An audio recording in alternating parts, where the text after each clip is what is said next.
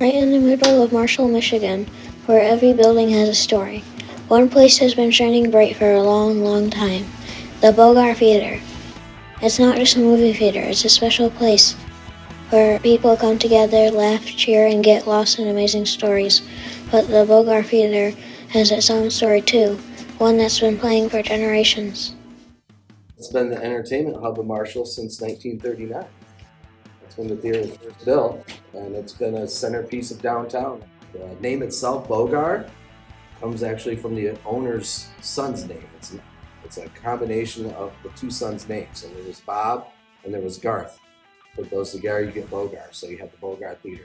When I was a kid, this is what you did every Friday night. You went to the movie theater and hung out at the movies and met your friends and got to watch the newest movies that you didn't get to watch all that at home back then.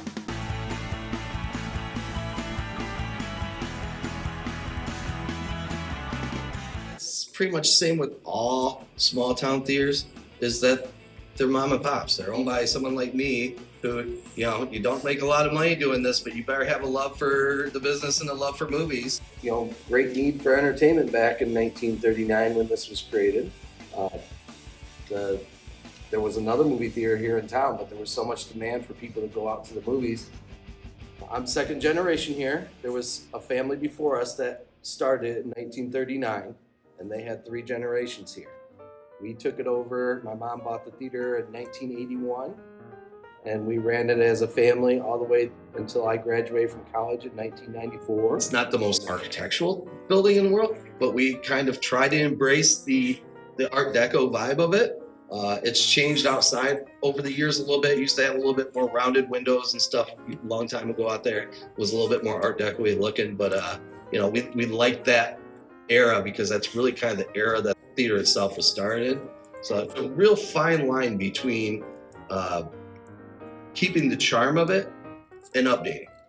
1939, this was built, I believe, in the 50s to do some updates and things like that. This was actually like the first building in town to have air conditioning. Back in, I know, the 70s, just before my family took it over, they had closed down for a little while and revamped and upgraded a lot of stuff. We took it over in 81.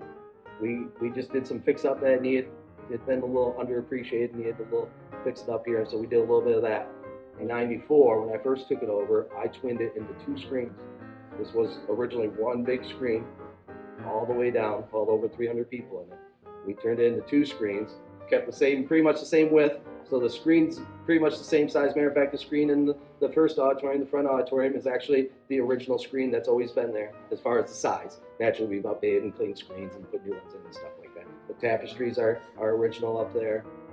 Once we put in 2 screens, we could commit to playing movies longer, so I could sit there and say, yes, I'll play your movie for 4 weeks, and then I could still have a movie on the other screen. So hopefully one of them's performing and you're making money at, right? So we did that renovation in 1994. That was a big addition. But back then, we were very busy. The people still came flocking to the movies. So we had seats in here that were packed, tight rows, as many seats as you could get in here and still get people to sit comfortably, right? And then as things changed, we realized that people's habits were changed. They could be comfortable at home watching movies in recliners and still have a pretty decent sized screen at their house. So then we ended up getting these seats out of the theater in Detroit as they were doing some renovations.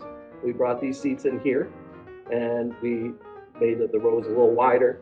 The seats are a little more comfortable. You got a little bit more room on the arms and stuff, as you can see.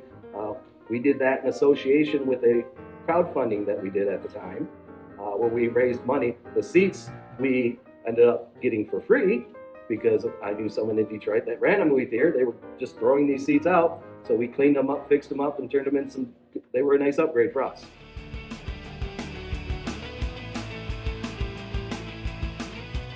So over the years, there's been tons of change in content as far as the way we actually play movies. Traditionally, you did 35 millimeter film, which meant that when a movie was delivered to you, say it was an hour and a half to 2 hour long movie, it came on 15-minute reels that were about this big. Mechanically splice the film together to make it a whole. That was a whole nother specialty in itself. Put movies together, tear them apart, ship them to other locations, that kind of thing. Nowadays, as most people would know, everything's digitized, so we do get everything that comes in on on a hard drive. We ingest it into our server. I pick movies that work. Family movies work well. So if you notice, we're playing Paddington in this auditorium this week. And then also your big blockbuster movies, which we have Captain America in the other auditorium. So it's really about finding out what your audience likes, playing to your audience for the most part. If I played, I like alien and science fiction stuff, but that doesn't do well for me. I play what you guys want to come play. I'm here for the community. Today, lots of people watch movies at home, but the Bogar Theatre is different. Here, watching a movie is an adventure. It's a tradition, a part of what makes Marshall special. So next time the lights go down and the screen lights up, remember, you're not just watching a movie.